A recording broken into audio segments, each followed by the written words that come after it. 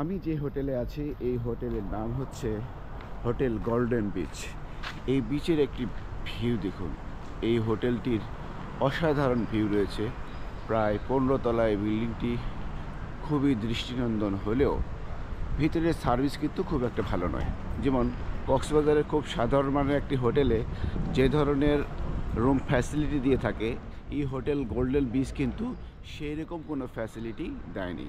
আপনারা যদি কখনো এই পাতায়া শহরে আসেন তাহলে নিশ্চয়ই এই হোটেলটি অবশ্যই অ্যাভয়েড করে চলতে পারেন, কারণ এই হোটেলে আপনি যে রাত্রি যাপন করবেন এবং গেস্টের জন্য যে একটা টুথপেস্ট দেওয়া উচিত সেইটি পর্যন্ত দেয়নি।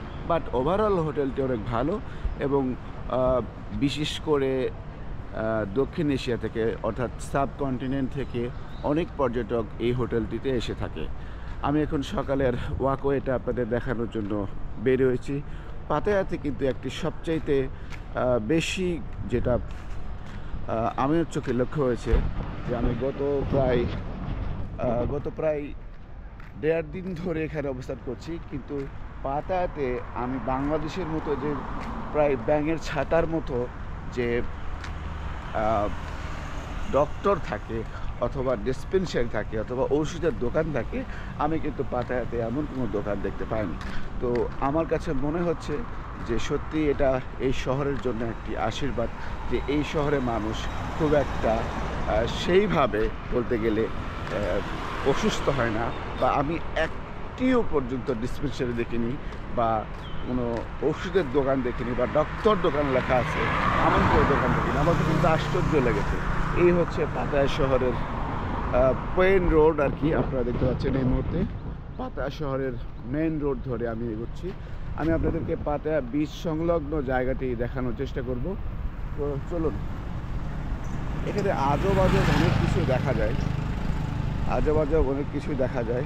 দেখতে পাচ্ছেন আমরা এখন ওয়াকওয়ে ধরে পাতায়া শহরের সেই আশ্চর্যজনিত সেই বিশাল এবং বিখ্যাত পাতায়া বিচে নিয়ে যাচ্ছি আপনাদের।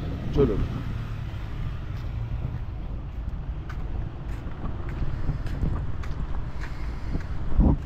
খুবই দৃষ্টিনন্দন এখানে হোটেলগুলো রয়েছে, আপনারা দেখতে পাচ্ছেন খুবই দৃষ্টিনন্দন হোটেল রয়েছে এবং এত সুন্দর সুন্দর হোটেল রয়েছে। এবং এখানে সবচাইতে বেশি যেটা আমার কাছে মনে হয়েছে, খুবই দৃষ্টিনন্দন এবং বিশাল বিশাল হোটেল রয়েছে। দেখতে পাচ্ছেন এখানে পাতায়ার যে বিচ, সেই মেন বিচে রাতের বেলায় এত সুন্দরী রমণীরা থাকে যে আপনি যে কাউকে নিয়ে চলে যেতে পারেন ওভারনাইট বা 1 ঘন্টা 2 ঘন্টার জন্য আপনারা থাকে যেতে পারেন। সুতরাং এটা দরদাম করে নিতে হয়। সো এগুলো অবশ্যই পাপের কাজ, আপনারা নিশ্চয়ই এগুলো এড়িয়ে চলতে পারেন।